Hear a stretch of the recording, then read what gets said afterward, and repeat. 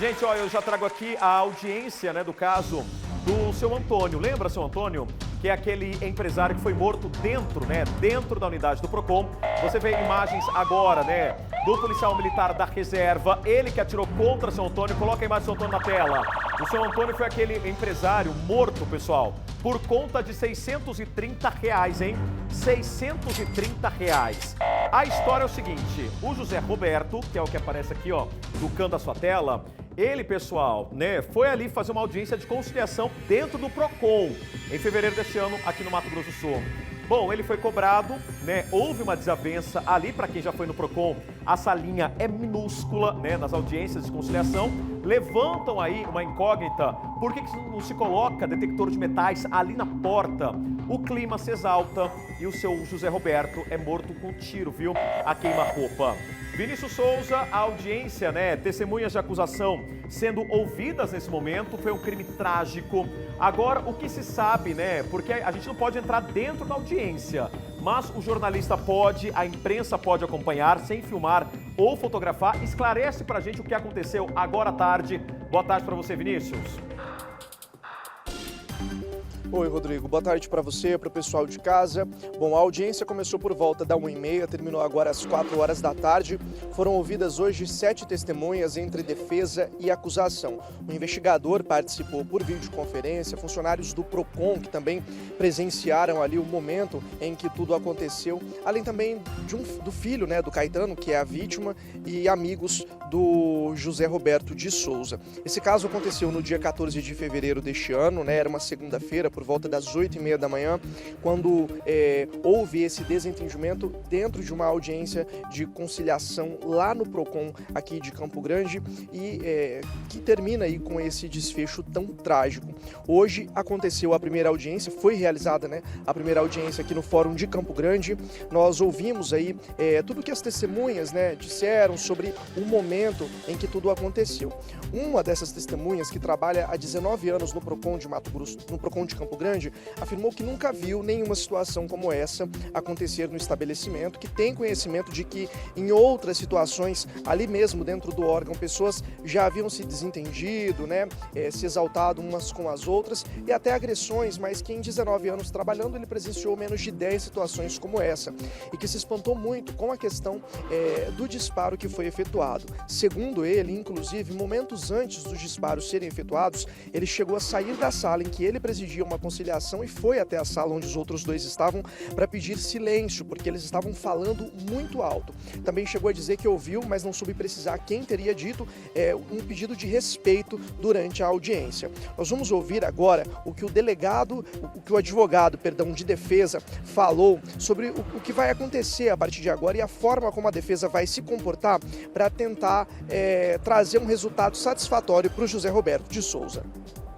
Nesse momento, essa documentação está sendo providenciada, ele está fazendo acompanhamento psiquiátrico e deve vir aos autos um laudo preliminar dessa semana ainda. O que nós vamos tentar trazer prova é que esse crime não é qualificado, tá? O Ministério Público está pedindo 2 qualificadoras, o motivo fútil, dizendo que o crime se deu em razão daquela conta de R$600, isso não é verdadeiro, tá? E também disse que o crime aconteceu de surpresa, pegando a vítima desarmado e sem nenhuma reação. Isso também os autos já revelam que não é verdadeiro, porque havia uma discussão, aliás, uma discussão e uma rixa que começou muito antes desse dia.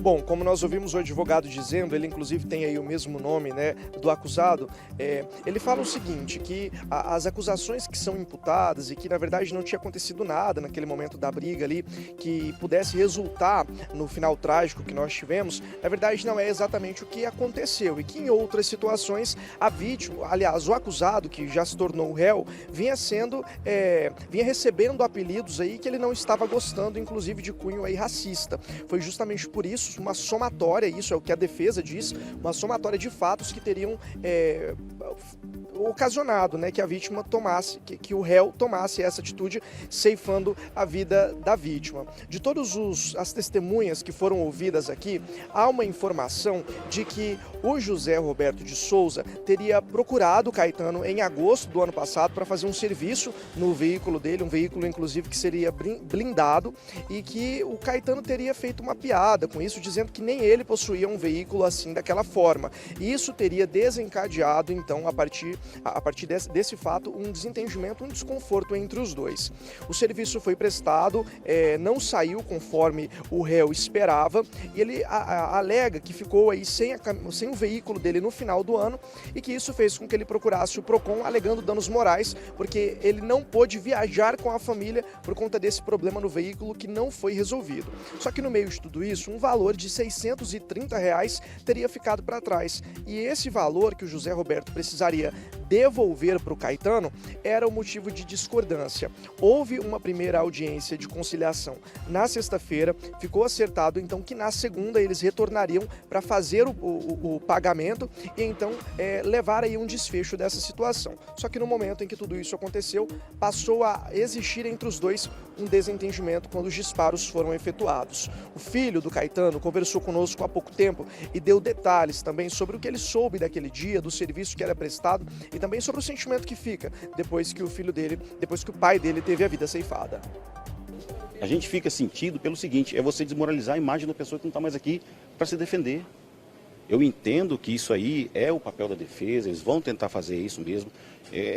Sabe, chega a ser, desculpa, mas pastelão você falar que tem na teoria que foi uma legítima defesa. Meu amigo, meu pai tomou 3 tiros na cara, sentado, numa mesa de conciliação, às 8 da manhã da segunda-feira. Como é que ele, qual que era a ameaça que ele, sabe, que ele poderia fazer para esse cidadão? Meu pai tomou 2 tiros no rosto e o terceiro que foi fatal foi na nuca. Meu pai morreu com um tiro na nuca, às 8 horas da manhã da segunda-feira, dentro do PROCON, na audiência de conciliação. Sentado. Um senhor de 66 anos, grisalho. Que ameaça que meu pai, sabe, poderia... Não tem o que dizer.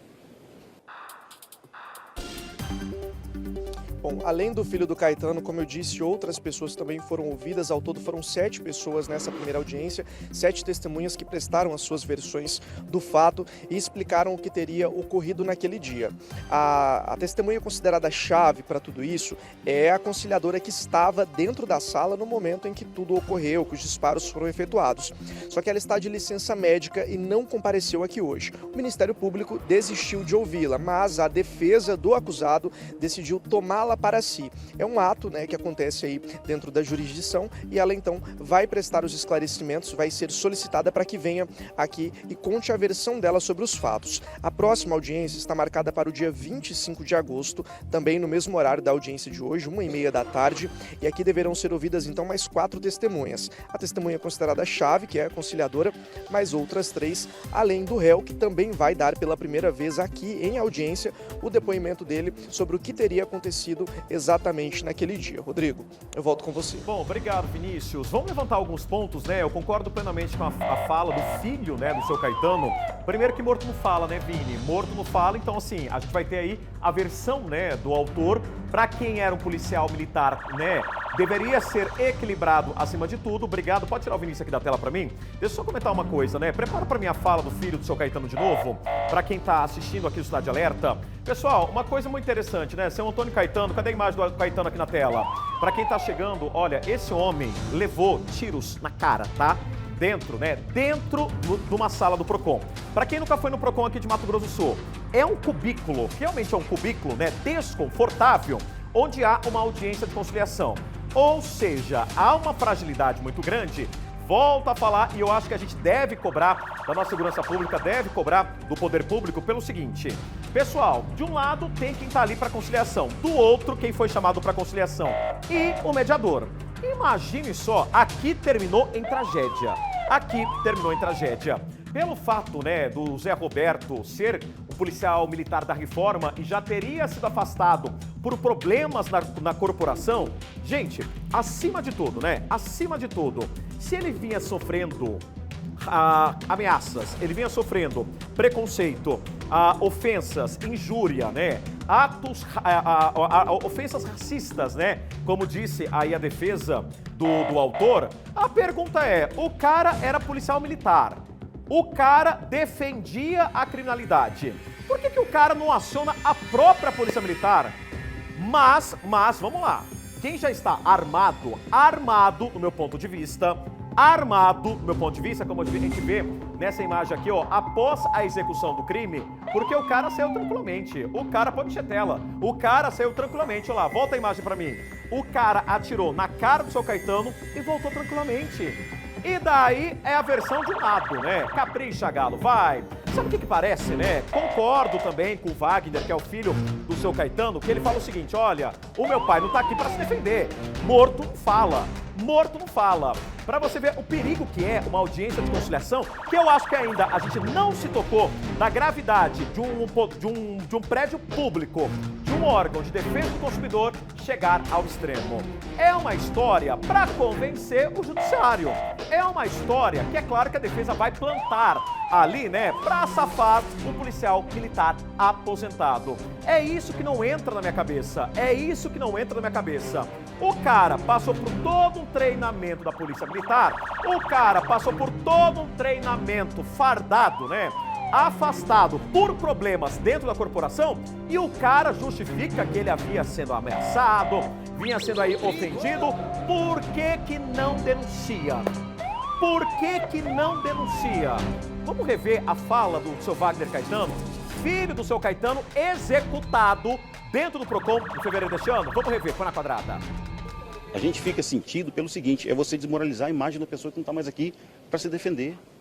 Eu entendo que isso aí é o papel da defesa, eles vão tentar fazer isso mesmo. Sabe, chega a ser, desculpa, mas pastelão você falar que tem na teoria que foi uma legítima defesa. Meu amigo, meu pai tomou 3 tiros na cara, sentado, numa mesa de conciliação, às 8 da manhã da segunda-feira. Como é que ele, qual que era a ameaça que ele, sabe, que ele poderia fazer para esse cidadão? Meu pai tomou 2 tiros no rosto e o terceiro que foi fatal foi na nuca. Meu pai morreu com um tiro na nuca, às 8 horas da manhã da segunda-feira, dentro do PROCON, na audiência de conciliação. Sentado. Um senhor de 66 anos, grisalho. Que ameaça que meu pai, sabe, poderia... Não tem o que dizer. Não, concordo plenamente. Não tem. Aí, ó, coloca pra mim as imagens dele chegando lá na audiência. Ó lá, olha a carinha, né? A carinha do autor quando chega na audiência hoje para prestar depoimento. Olhos profundos, né? Entristecido.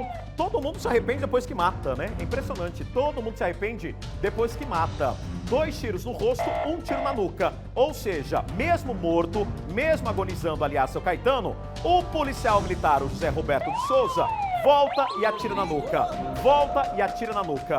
Gente, pelo amor de Deus, quem anda armado ou é a polícia ou é o bandido. Ou é a polícia ou é o bandido. Se o cara era um policial militar aposentado, por que de achos ele estava armado? Aí tem a história, né? A gente já trouxe aqui ao vivo o advogado de defesa dele, que tem o mesmo nome, como o Vinícius trouxe agora na reportagem. Ah, que ele ficou assustado, ah, que ele jogou a arma fora, ah, que não sei o quê, mas ele matou o cara. Ele matou o empresário. Ele matou o empresário por motivo banal. Ele matou o empresário por motivo banal. Pra você ver a frieza do ser humano, pra você ver como que o ser humano é cada vez mais perverso, e se transforma em um monstro armado, Gente, que loucura, por conta de R$630, R$630.